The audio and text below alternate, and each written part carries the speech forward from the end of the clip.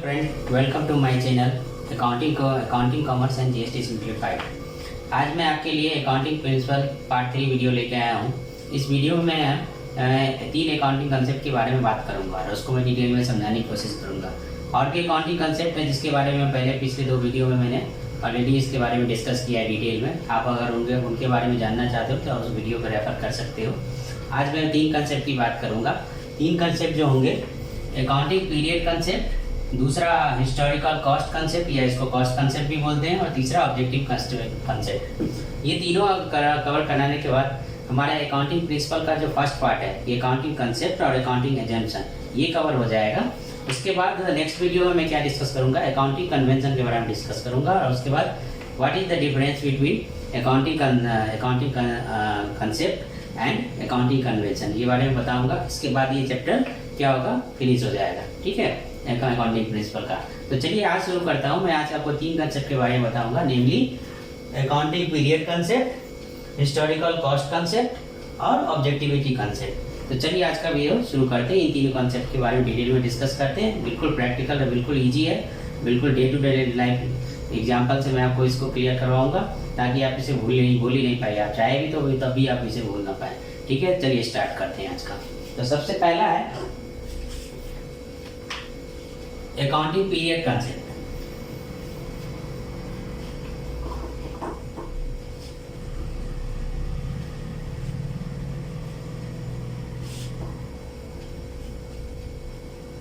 ये कंसेप्ट कहता है कि entire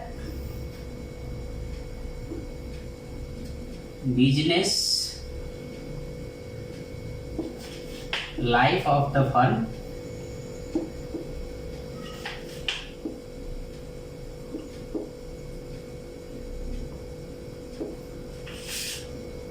shall be divided in short time interval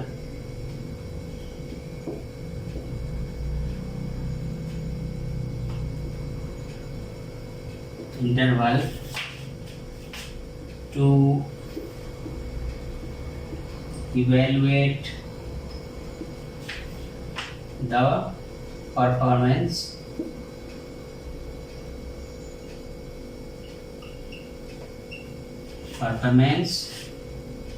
of the business।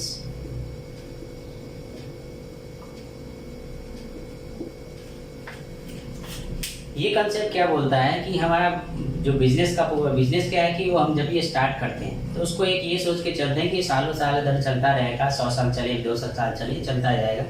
इसी तरीके से टाटा लोगों ने भी अपना बिजनेस जो शुरू किया था उसको सालों ये सोच के चले थे कि इसको कभी बंद ना करना पड़े, और भगवान के दया से आज भी वो फल फूल रहा है, आज भी बंद नहीं हुआ है। तो इसका क्या मतलब कि हम जो क्या कहते हैं, बिजनेस का परफॉर्मेंस जो इवेल्यूएट करेंगे, जब बिजनेस क्लोज हो जाएगा तभी करेंगे, नहीं।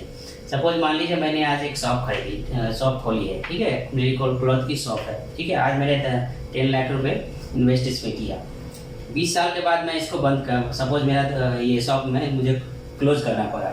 उस समय मेरी 10 लाख की वैल्यू हमारे बिजनेस की थी, और 10 ईयर के बाद इसका क्या हुआ, वैल्यू बढ़ के 30 लाख रुपए हो गई। ठीक है, अब क्या है कि ये 20 साल के डिफरेंस में हमें पता चला कि हमें 20 लाख रुपए मिली।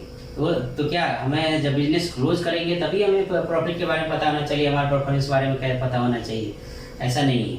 ऐसा अगर होगा तो फिर हम सही डिसीजन टाइम पे नहीं ले पाएंगे। सपोज आप भी जब आपने जो अपनी पढ़ाई जो स्टार्ट की, तो क्या किया आपने 5 ईयर से स्टार्ट किया। आज मान लीजिए 17-18 ईयर के आप होंगे, 11th में आ गए, तो आपका एग्जाम भी क्या हुआ, हमेशा पीरियडिक शॉर्ट पीरियड के इंटरवल पर आपका एग्जाम होता रहेगा। आपकी परफॉर्मेंस कंटिन्यूसली इवेल्युएट की गई है, जिसके कारण आप क्या है, ज़्यादा पढ़े, ज़्यादा मेहनत किया, आपने ज़्यादा स्कोर लाया। अगर आपका एग्जाम अगर सीधा 10 साल बाद आज के नर्सरी से लेके आपका क्या 10th तक का एग्जाम अगर 11th क्लास में सारा एग्जाम लिया जाए, तो इससे परफॉर्मेंस आपका सही से बुलेट नहीं होगा। इससे बहुत सारी कठिनाइयाँ आएंगी, इससे बहुत सारे कंप्लाइंस भी नहीं हो पाएंगे। इसलिए क्या है, इसी कंसेप्ट के, इसी डिफिकल्टी के कारण अकाउंटिंग पीरियड कंसेप्ट आया, जिसमें ये बताया गया कि इंटायर बिजनेस साइकिल का जो बिजनेस का जो लाइफ साइकिल है उसको हम शॉर्ट पीरियड इंटरवल में डिवाइड करें, जिससे क्या हो कि हम उसका सम पीरियोडिक इंटरवल में उसका परफॉर्मेंस इवेल्युएट कर सकें कि इसमें प्रॉफिट हुआ है कि नहीं हुआ, इसमें लॉस हुआ है तो क्या रीज़न है उसका, अभी कुछ और भी इम्प्रूव कर सकते हैं क्या। तो शॉर्ट टाइम में इंटरवल इसको डिवाइड करने से हम करेक्टिव डिसीजन और करेक्ट टाइम भी हम ले सकते हैं। ठीक है, तो इसी तरह से इसे अकाउंटिंग पीरियड नॉर्मली जो इसी को हम कहते हैं अकाउंटिंग पीरियड कंसेप्ट। ठीक है, तो इसमें क्या है कि नॉर्मली क्या है कि पीरियड बारे में डिवाइड कर दिया, तो हम कौन सा पीरियड लेंगे। तो नॉर्मली जो है 1 ईयर का पीरियड, जो कि नॉर्मली जो एक्सेप्टेड पीरियड है वो 1 ईयर का नॉर्मली लेते हैं। हम जब भी प्रॉफिट एंड लॉस अकाउंट बनाते हैं, बैलेंस शीट बनाते हैं, तो प्रॉफिट जो एवेल्युएट करते हैं तो 1 ईयर नॉर्मली 1 ईयर के बेसिस पे प्रॉफिट का एवेल्युएशन करते हैं कि साल में, इस साल में मेरा कितना प्रॉफिट हुआ, नेक्स्ट साल में कितना प्रॉफिट हुआ। ठीक है, तो ये आपका अकाउंटिंग पीरियड कंसेप्ट रहता है। ठीक है, कि आप पूरा क्या कहते हैं, आप पीरियोडिक जिससे पीरियोडिक इवेल्युएशन आप करते रहें अपने बिजनेस का, और कोई बिजनेस में कुछ कमी है तो उसको भी सुधारते जाएं। इससे अगर पीरियोडिक इवेल्युएशन करेंगे तो हमारे पास क्या कहते हैं टाइमली इन्फॉर्मेशन होगा, हम टाइम पे करेक्ट डिसीजन ले पाएंगे। तो यही आपका क्या है अकाउंटिंग पीरियड कंसेप्ट, कि सारे बिजनेस लाइफ का जो साइकिल है उसको छोटे छोटे पीरियड में डिवाइड करें, उसके हिसाब से अपने अकाउंटिंग का प्रॉफिट एंड लॉस इवेल्युएट करें। ठीक है, दूसरा कंसेप्ट है आपका historical cost concept.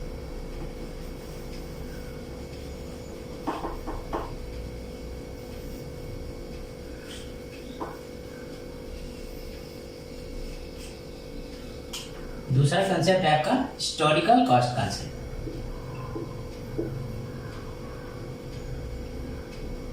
Historical cost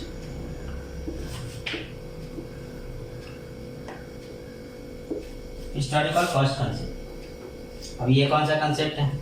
historical cost concept ये होता है कि अगर ये बताता है कि assets is acquired in the business should be recorded at the price at which it has been acquired। मतलब कहने का मतलब कि एसेट्स को हमने जिस प्राइस पे बिजनेस में लेके आए, खरीदा जिसको हमने, उसी प्राइसेस को हमेशा दिखाते रहना है। इसका मार्केट वैल्यू कुछ भी हो उससे हमें कोई मतलब नहीं है। सपोज हमने अपने बिजनेस में कोई एसेट्स लाया, सपोज आपका एक शोरूम है, आपने एक एसी लेके आया है। ठीक है, एसी की वैल्यू क्या है 50,000 है। सपोज मान लो 2 टन का एसी है और इसकी वैल्यू आपका क्या है 50,000 है। ठीक है, अब ये जो 50,000 है ये क्या है कि अब आपने देखा कि इस 50,000 की मार्केट वैल्यू 1 महीने के बाद क्या होगी 60,000 होगी। ठीक है, या 55,000 होगी। तो आपको बिजनेस ये अकाउंटिंग ये कंसेप्ट जो है हिस्टोरिकल कॉस्ट कंसेप्ट आपको बताता है कि भले ही मार्केट में इस एसी की वैल्यू 60,000 हो जाए या 55,000 है या 45,000 हो जाए, आपने जो परचेज प्राइस पे इसको परचेज किया है जो कि है 50,000, आपको हमेशा इसी 50,000 पे सेट्स को दिखाना है। आपको मार्केट वैल्यू में नहीं जाना है, उसको कंसीडर नहीं करना है, क्योंकि आपने जो सेट्स लिया है वो बिजनेस में यूज करने के लिए लिया है, ना कि इसको सेल करने के लिए है। ठीक है, इसलिए मार्केट वैल्यू को इसको इग्नोर करते हैं हम, क्योंकि बिजनेस में सेट्स को यूज करते हैं। इसलिए हमें जो इसकी कॉस्ट लगी हम उसी प्राइस पे इसको अपने बैलेंस शीट में दिखाएंगे, अपने बिजनेस में दिखाएंगे, इसी वैल्यू पे अपने दिखाएंगे। मतलब ये 50,000 चेंज नहीं होगा। हाँ, ये जरूर है कि बिजनेस में क्या होगा, अगर एसेट्स हम यूज करेंगे तो क्या होगा, धीरे धीरे वो खराब होता जाएगा। तो इसलिए हम क्या करते हैं, खराब होता जाता है तो उसके लिए हम क्या होगा डिप्रिसिएशन चार्ज करते हैं। सपोज मानो हमने एज्यूम किया कि 50,000 का मेरा एसेट्स है और 10 साल मेरा ये एसी नॉर्मली चल जाएगा, तो हम एक 5,000 का उस पर क्या कहते हैं डेप्रिसिएशन चार्ज कर देते हैं, ताकि ये 5,000 जो है हमारे बिजनेस में जमा हो के 10 साल में फिर से 50,000 हो जाएगा, और इस 50,000 से हम फिर से नया एसी ले लेंगे, तब तक जब हमारा एसी तब तक वो खराब हो जाएगा। ठीक है, तो इस पर्पज से हम उसको डिप्रिसिएशन जरूर चार्ज करते हैं, लेकिन इसका ये कतई मतलब नहीं है कि हम उसको मार्केट वैल्यू पे लेके आए कभी भी, क्योंकि हमने एसेट्स को यूज ही करना है, हमें बिजनेस में यूज करना है, ना कि इसको सेल करने के लिए कहते हैं। तो ये कंसेप्ट बोलता है कि assets should be recorded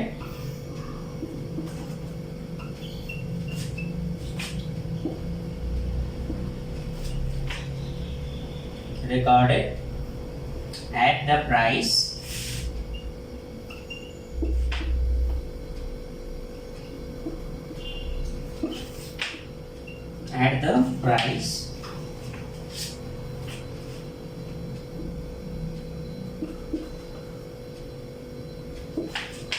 at which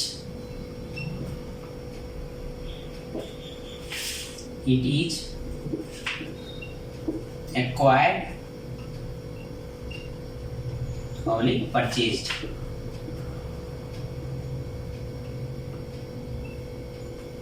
हमारे केस में क्या हुआ, एग्जाम्पल अगर हमने बताया ये 50,000 एसी का हमने बिजनेस में लगाया, एसी का, ठीक है, एयर कंडीशनर लगाया,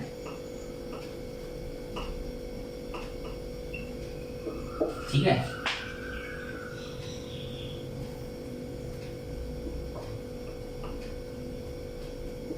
एयर कंडीशनर का इस केस में क्या हुआ, 50,000 पे ही दिखाएंगे, मार्केट वैल्यू इसकी 40,000 हो जाए या क्या हुआ 50,000 हो जाए, इसके बारे में इस 50,000 पे ही दिखाएंगे, चाहे मार्केट वैल्यू इसकी 40,000 हो जाए या फिर 60,000 हो जाए, हमें 50,000 पे ही दिखाना है। ये अकाउंटिंग कंसेप्ट यही बोलता है, ठीक है। तीसरा कंसेप्ट है ऑब्जेक्टिविटी कंसेप्ट, ठीक है। ये देखिए ये कंसेप्ट क्या है, इसके बारे में डिस्कस करते हैं।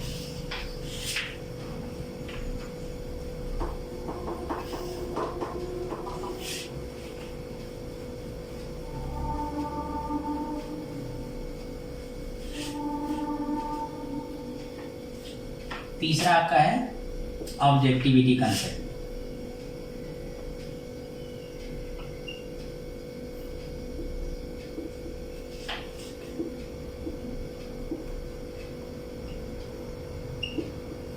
ठीक है, ऑब्जेक्टिविटी कंसेप्ट। अब ये कंसेप्ट क्या है, ये कंसेप्ट हमें बताता है कि जब भी हम अकाउंटिंग बिजनेस ट्रांजैक्शन को अपने बुक्स में रिकॉर्ड करते हैं तो उसमें हम पर्सनल जजमेंट, पर्सनल बायस के हिसाब से नहीं करते हैं, उसको हम ऑब्जेक्टिव हो रहता है, उसमें कोई क्या कहते हैं डिफरेंस नहीं रहता है। मतलब जो ट्रांजैक्शन है उसको उसी वैल्यू पे रिकॉर्ड करते हैं, जिस वैल्यू पे हमने इसे क्या कहते हैं, जिस वैल्यू पे हमें इसे परचेज क्या कहते हैं ट्रांजैक्शन का वैल्यू है, उसी तरह से हम उसको डिस्कस करते हैं, ठीक है। एक ऑब्जेक्टिविटी कंसेप्ट जो है मतलब कि वो पर्सनल बायस से आपका क्या कहते हैं, पर्सनल बायस उसमें नहीं होता। अगर मान लो हमने एक फर्नीचर में एक शॉप है, ग्रोसरी की शॉप है, हमने जो कस्टमर सपोज हमने राइस सेल किया आज, ठीक है, ग्रोसरी की शॉप में हमने राइस सेल किया, तो ये जो राइस सपोज 10 kg हमने सेल किया और इसकी वैल्यू मान लो 1000 रुपीज़ है, ठीक है। 100 रुपीज़ के जी था, 10 किलो मैंने सेल किया तो इसकी वैल्यू क्या हो गई 1000 हो गई, ठीक है। 10 kg राइस हमने सेल किया 100 रुपीज़, ठीक है। तो 1000 का सेल हमने अपने कस्टमर को कर दिया। अब क्या कहता है कि अगर इसी राइस को मैंने अपने रिलेटिव को क्या है, अपने इसी को 100 रुपये की जगह हमने इसको 50 रुपीज़ अपने रिलेटिव को बेच दी, ठीक है, तो उसको 500 बेच दी, ठीक है। तो ये कंसेप्ट, ये अकाउंटिंग कंसेप्ट हमें बताता है कि आप इसको जो रिकॉर्ड करेंगे उसको 1000 पे रिकॉर्ड करेंगे, क्योंकि ये आपका एक्चुअल जो आपने नॉर्मली जो आप सेल करते हैं उस पर आपको सेल करें, आपको पर्सनल जजमेंट नहीं लगाना, भले आपने रिलेटिव को बेचा या किसी भी और भी क्लोज पर्सन है, आपका कोई दोस्त है उसको बेचा, आपको जो ट्रांजेक्शन को रिकॉर्डिंग करनी है वो 1000 पे करनी है, जो नॉर्मली आप सेल करते हैं बिजनेस में। In the course of business में जो जिस प्राइस पे आप अपने गुड्स को सेल करते हैं उसी प्राइस पे आप बिजनेस ट्रांजेक्शन को रिकॉर्ड करेंगे। इस केस में क्या होगा कि आप 1000 पे रिकॉर्ड करेंगे, भले ही आपने 500 बेच किया तो आप क्या कहते हैं, इसको आप कभी भी नहीं 500 रुपये पे आप नहीं दिखाएंगे सेल को, आप इसको 1000 रुपये पे दिखाएंगे, ठीक है। इसी तरह इसी तरह क्या होता है, जब भी हम कोई चीज़ परचेज करते हैं, सपोज हमने कुछ क्या कहते हैं अपने ग्रोसरी की शॉप है, हमने क्या किया कुछ गेहूँ परचेज किया, ठीक है, हमने समझो कि आपका 100 kg गेहूँ परचेज किया, ठीक है। तो हम इसको इसी प्राइस पे रिकॉर्ड करेंगे, ठीक है, कि जिस प्राइस पे हमने इसको खरीदा है। मतलब कि अगर जिसका हमारे पास बिल है, हमारे पास सपोर्टिव एविडेंस है, हमने उसको बिल देखा, इसमें जो प्राइस थी हमारी कि क्या कहते हैं ये 50 रुपये kg के हिसाब से थी। मान लो कि हमने 100 kg जो है गेहूँ खरीदा, इस पर हमारा बिल मिला मुझे 50 रुपये kg, ठीक है। तो क्या हुआ 5000 रुपया जो है 5000 रुपया पे हम रिकॉर्ड करेंगे, इसका मेरे पास बिल होगा मेरे पास, बिल पे 5000 लिखा है, हम 5000 में इसकी रिकॉर्डिंग करेंगे। इसकी रिकॉर्डिंग अगर हमने किसी फ्रेंड से ले लिया, उसने मुझे थोड़े कम पैसे में दे दिए, तो हम उसके बेसिस पे उस पर रिकॉर्ड नहीं करेंगे, मतलब अपना पर्सनल बायस नहीं लगाएंगे। उसको हम क्या कहेंगे कि हमारा जो भी हमारा ट्रांजैक्शन है उसका क्या है प्रॉपर हमारे पास डॉक्यूमेंट्री एविडेंस होना चाहिए, ताकि उस जो ट्रांजैक्शन हो एक्चुअली जो है उसी प्राइस पे हमको लिखना है जो एक्चुअल है, कोई भी उसमें छेड़खानी नहीं करनी है उसके लिए।